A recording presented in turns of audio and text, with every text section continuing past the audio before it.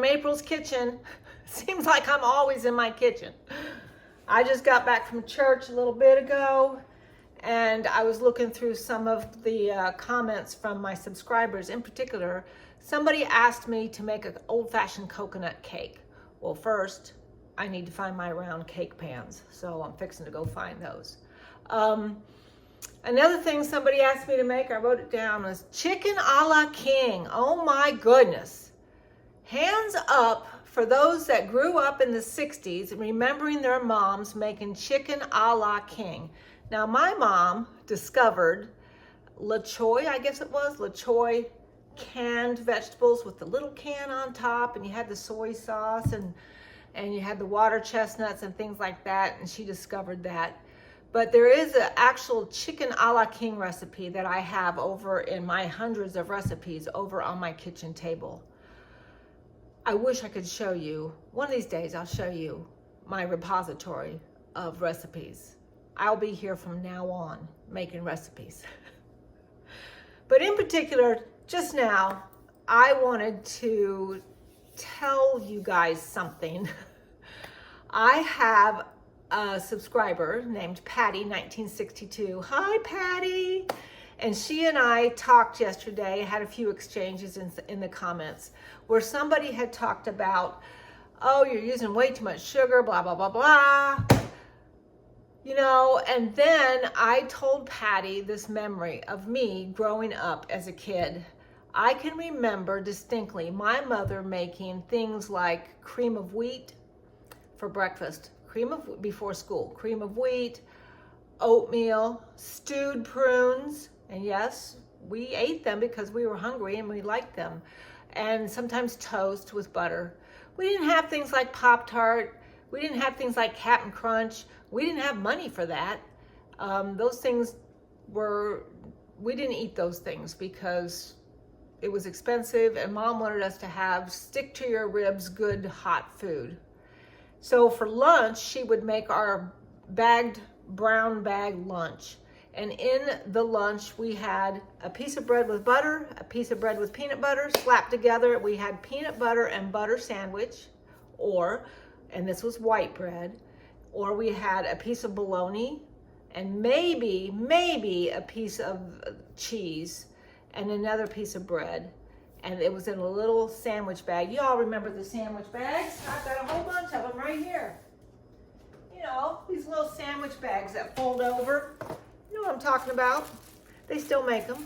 Little sandwich bags that fold over like that. So we had our little sandwich, and then we had an apple or an orange. That was it. We bought for a nickel a half a pint of milk in a little carton. That's what we had. If we had a nickel, we would have milk. That was our lunch. And we walked to school, we walked home from school, we walked everywhere. And for supper, I am not making this up, because there were 4 of us kids, and Grandma lived with us, and Mom and Dad, and we had a foster brother at one point. We had a whole lot of people to feed. And I know now that Mom and Dad didn't have so much money. But she would make a meatloaf and maybe some mashed potatoes and peas. And sometimes she would get the Bisquick out and make drop biscuits. I've got Bisquick right over there in my pantry, and I still make drop biscuits. But for supper, even my older brother, who was a teenager at the time, he told me the other day when he was here, he never got enough to eat. There just wasn't enough to eat. So we would get a small piece of meatloaf about that thin, about that big, and a little dollop of mashed potatoes, you know, a spoon about this size, and a spoonful of peas, and maybe a biscuit. Most times, however, Mom had a small plate of bread on the table, plate of bread, white bread, maybe a stack of bread. And for our dessert, we would have a piece of bread, we would butter it, and we would have maybe some apple butter or some jam, and we would put that on there, fold that in half, and eat that. And we always had milk. We always had milk. I can remember the glass jugs of milk about this tall, about that wide, and it had a plastic seal on top, and you'd take that off, and that we would have milk. Sometimes, every once in a while, Grandma would make homemade cookies like the peanut butter cookies or the snickerdoodles that I have made for y'all. Every once in a while, we would have that. Certainly on every birthday, we would get a homemade birthday cake. My favorite was German chocolate cake with that coconut pecan frosting, and my grandma made that for me for my birthday every year. And then for the holidays, that's when Mom and Grandma would make what we called the goodies. We would have things like those chocolate chip toffee bars or coconut cake or the no-bake macaroons that I made for you all. We didn't get those during the year. We got those as a treat during the holidays. And we also got my very favorite thing, my great-grandmother's pumpkin pies. And I'm gonna make those for you all. Out of a 29-ounce can of pumpkin, I can get 6 to 7 pies. Not making that up, and I'm gonna show you how those are made. That's the old-fashioned ones. And believe it or not, in our Christmas stocking, this is what we got.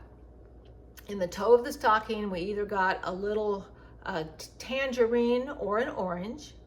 And then, you know, remember that old-fashioned ribbon candy, that Brock's ribbon candy? It was about that long, and it was just called ribbon candy. It was a hard candy. We got a few peppermints, and then we got a handful of nuts thrown in there that we had to crack. There was a nut cracker, a metal nut cracker. Do I have one in my drawer here? A metal nut cracker, it's probably over there in the other drawer. And then we would pick out the pieces, and that was just a treat for us to have nuts like that and crack. And that's all we got in our stocking at Christmas. That's it. So for all the people out there who think that this stuff that I'm making is stuff that we ate every day, you are so wrong. All I'm doing is I found these recipes that were handed down to me from my mom and my grandma and my great-grandma, but my husband's side of the family also, he came from a family where there were 15 children, 2 sets of twins. And his dad was a twin. And they came from Romania, an enclave in Romania, and came over in the early 1900s, and they had their family here. So I have those recipes as well. I am going to make actually an oxtail stew, Irish recipe of stew with oxtail. I didn't even know what oxtail was until I looked it up. But anyway, these are things that I did not get as a child. I didn't get all this sugar. These were just treats. So for all of the people that are saying, oh, that's way too much sugar, maybe it is today if you eat it every day. We never got it every day. So y'all need to just calm down a little bit and just enjoy the recipes as they were made back in the day. That's all I wanted to say. And happy Sunday to everybody. Talk to you soon. Bye.